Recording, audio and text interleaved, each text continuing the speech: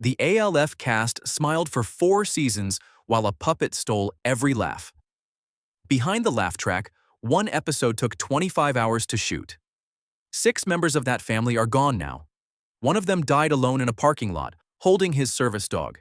Here is what happened. Number 1 is the man inside the puppet, and the only person on this entire list who never wanted out. Paul Fusco built ALF in his New Haven, Connecticut home back in 1984, using an alien-shaped figure he had been pulling out at family gatherings to annoy his wife.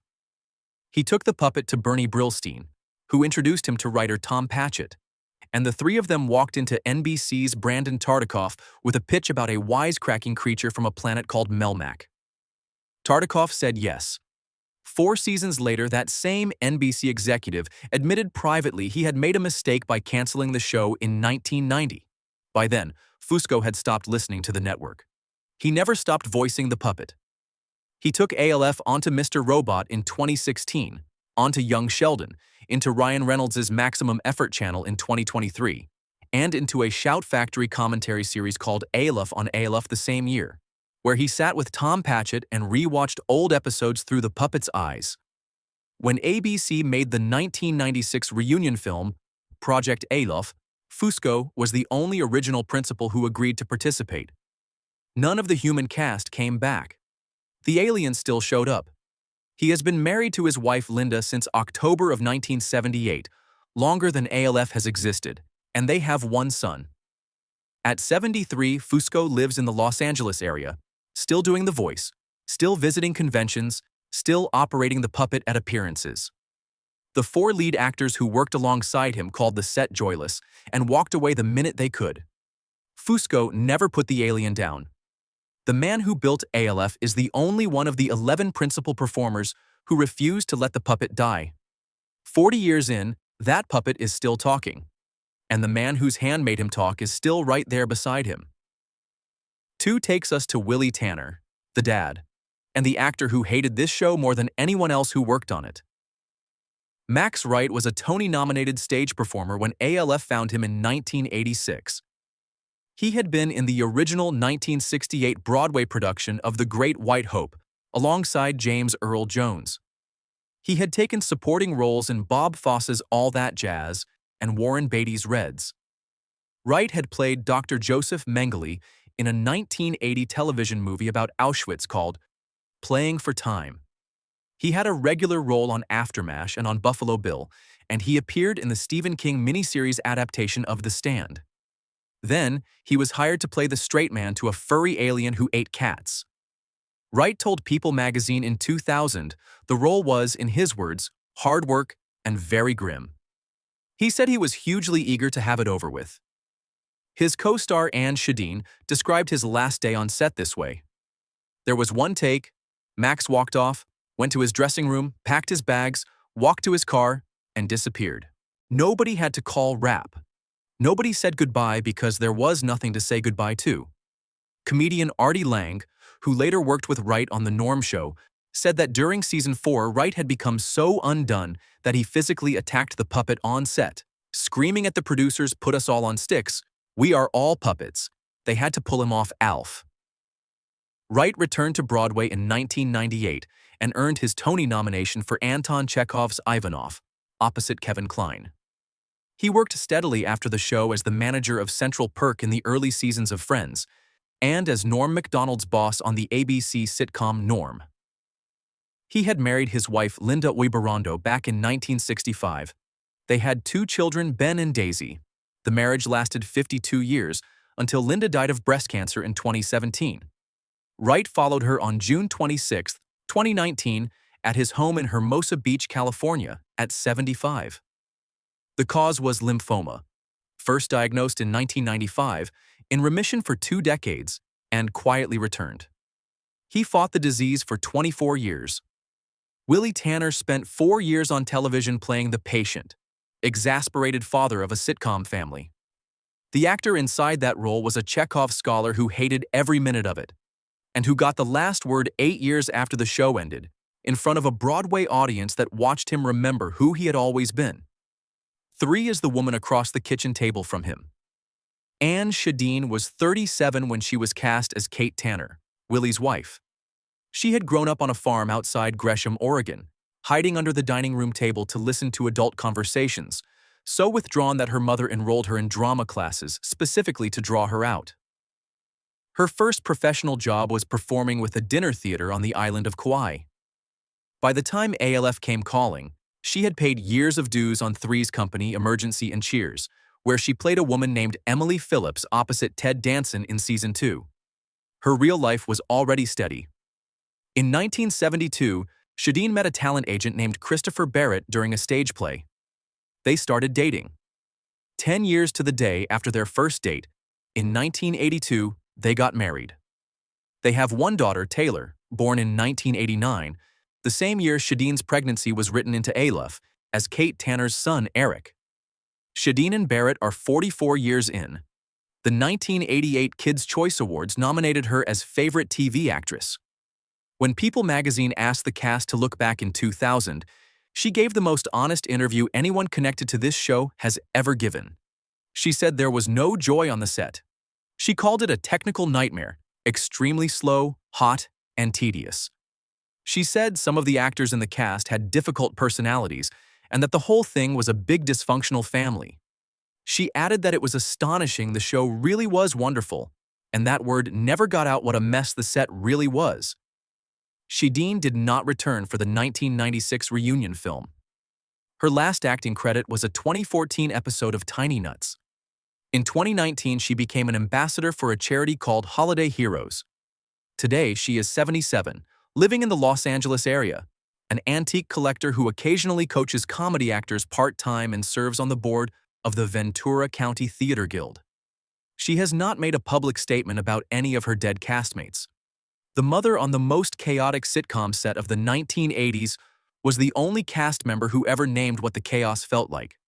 Then she went home, stayed married, raised her daughter, and let the silence speak for the rest. 4. Nothing is lost between us. It never will be. You are a part of me, and I am a part of you. That is what James Dean said to a 22-year-old dancer named Elizabeth Sheridan in a New York taxi sometime in 1953, the last time she ever saw him. 45 years later, she would be playing the snooping neighbor across the street from Willie and Kate Tanner. Sheridan was born in Rye, New York in April of 1929, the daughter of a classical pianist and a concert singer. Her family called her Dizzy from childhood. She started her professional life as a nightclub dancer in the 1950s, performing across the Caribbean. In 1951, she was living at the Rehearsal Club, a chaperoned boarding house for young actresses in Manhattan, when a 20-year-old farm boy from Indiana walked into the parlor. Within weeks, they were inseparable. They lived together at the Hargrave Hotel. They were engaged to be married. They walked through Times Square at midnight and danced beneath the stars in Grand Central Station after hours. Then Dean got cast on Broadway, then in Hollywood, and the relationship dissolved. Sheridan went to the Caribbean to recover from him. Dean died in a car crash 4 years later, in 1955. Sheridan kept the entire story to herself for almost half a century. In 2000, at 71, she finally wrote it down, in a memoir called Dizzy and Jimmy. Before the book and before ALF, she performed in 12 Broadway productions, including the 1977 musical Happy End, opposite a young Meryl Streep and Christopher Lloyd. The ALF role had come 15 years before her memoir, when she was 57. She played the snooping neighbor Raquel for 4 seasons. The same year ALF ended in 1990, Sheridan walked onto Seinfeld and became Helen Seinfeld, Jerry's adoring mother, the only actor outside the 4 leads to appear in every season of that show. She married jazz musician Dale Wales on December 31, 1985, after a 25-year relationship. They had a daughter, Stephanie. Wales died on December 26, 2002. Sheridan continued working into her late 70s, performing a one-woman show called Mrs. Seinfeld Sings. She died on April 15, 2022, in her sleep, at her New York City home, 5 days after her 93rd birthday. The grumpy neighbor on ALF had been engaged to James Dean before James Dean was James Dean. She kept that secret for 50 years and worked steadily the whole time, in 12 Broadway shows and two of the most watched sitcoms of the late 20th century. She did not need anyone to know. If a story like that one, 50 years of silence about James Dean before she finally wrote it down, moves you the way it moved me, leave a comment with the cast member you most wish you could reach back through time and meet. 3 more entries to come. The hardest one is at the end. 5 is the teenage daughter, Lynn Tanner, and the cast member who built the quietest life of any of them. Andrea Elson was 17 the year ALF started. She had grown up moving across the country, child of an advertising father, and had landed her first regular television role at 14 on a CBS series called Whiz Kids, where she played a young computer hacker named Alice Tyler for 1 season before the show was canceled. The 4 years she spent playing Lynn were not gentle to her. Elson has spoken openly about going through puberty on a soundstage where she was being framed as a younger character, and about the difficult relationship she developed with her body during the 2nd season of filming. She said in 2000 that if ALF had gone 1 more year, everybody would have lost it. When the show ended, Elson did guest spots on Married with Children, Mad About You Step by Step, and Parker Lewis Can't Lose. Then on May 31, 1993, she married a man named Scott Hopper. Hopper had worked under the trapdoor-laden ALF set as a stage manager. He had spent 4 years setting up lights and the puppets mark while she stood above. They became a couple after the show wrapped. Their daughter Claire was born in 1997. They later had a son, Dean. The marriage has lasted 33 years. Elson's last acting credit was a 1997 episode of Men Behaving Badly. After that, she walked away from the camera and never came back. Today, she is 57. She runs a yoga studio in California. She paints watercolors and posts them on social media. She volunteers with charities supporting young people working through eating disorders. She posts now and then on Facebook about her children. The teenager who once stood above the trapdoors of the most miserable sitcom set of the 1980s married the man working below them and built a life nobody on television ever interviewed her about. That was the point. 6.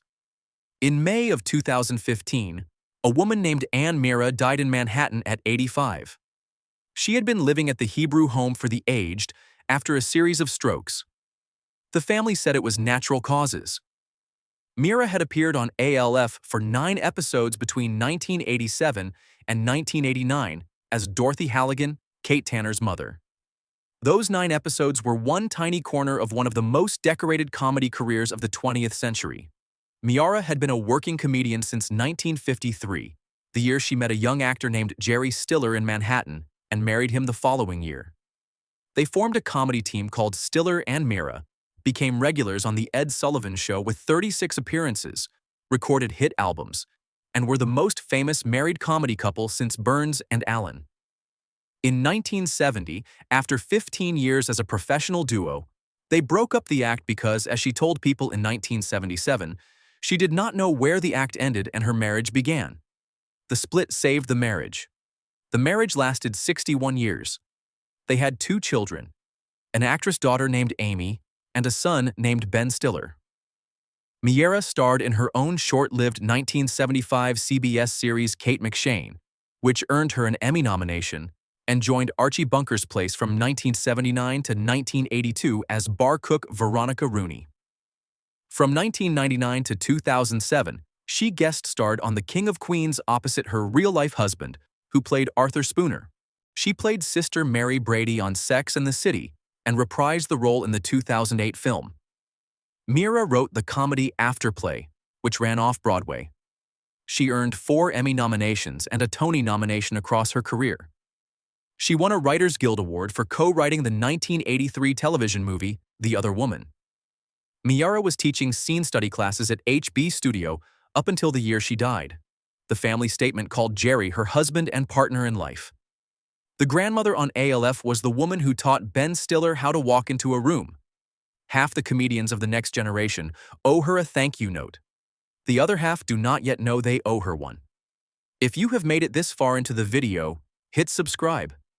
The last 2 entries are the hardest ones in this list, and the final cast member died less than 2 years ago. 7 is the man who actually wore the suit.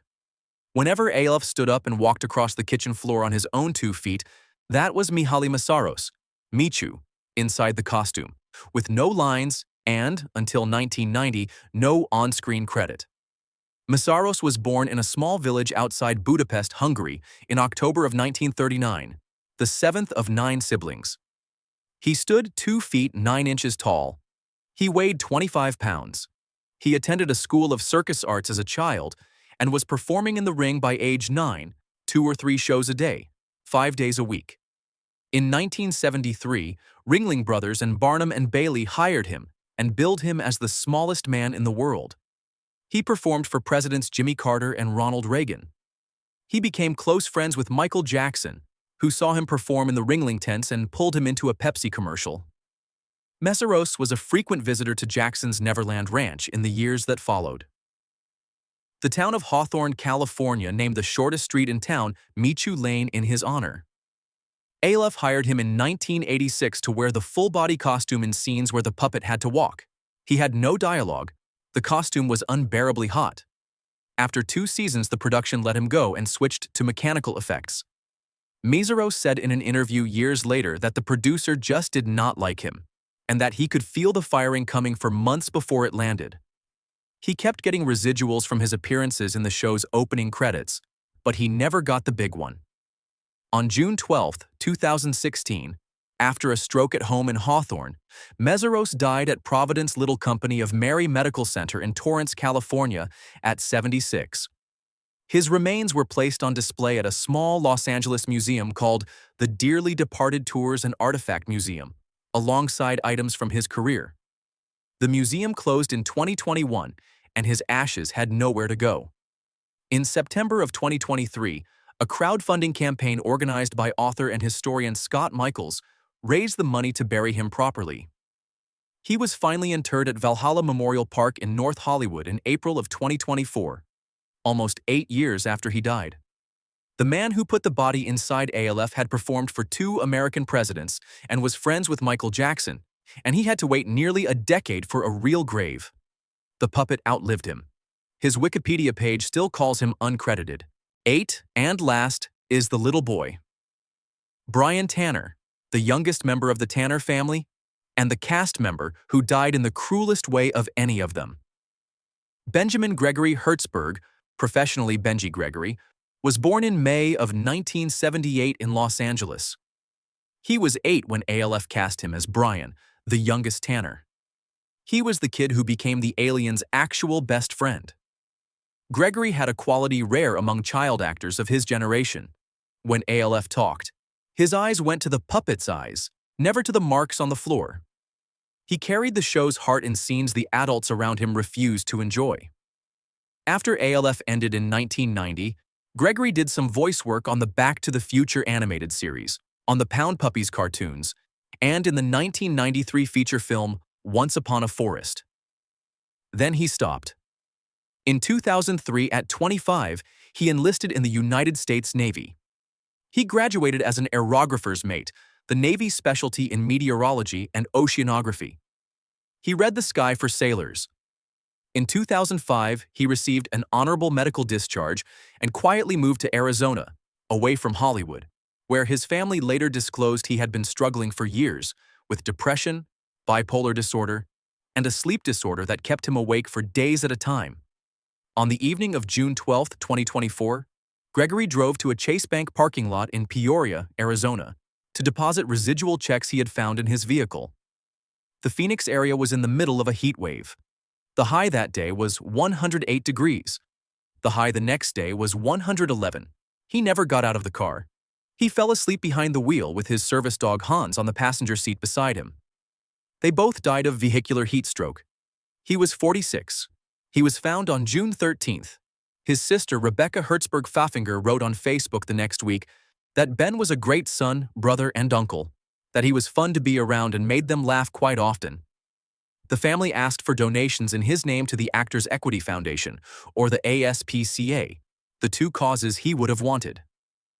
Brian Tanner, the little boy whose entire job on television was being best friends with an alien, grew up to become a Navy weatherman who never wanted to be famous again.